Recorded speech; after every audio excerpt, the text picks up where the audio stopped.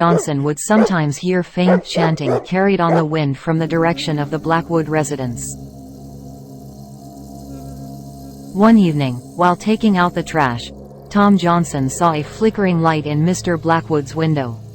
It looked like candlelight, casting eerie shadows that danced on the walls. The silhouette of Mr. Blackwood moved about, performing what seemed to be a ritual. Curiosity got the better of Tom. He started investigating Mr. Blackwood's past, discovering that Theodore Blackwood was a historian specializing in occult practices. His articles were respected in academic circles but had a darker, almost obsessive tone about them.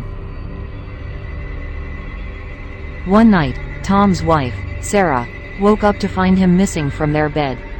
Panicking, she searched the house and eventually found him standing in the backyard, staring at Mr. Blackwood's house.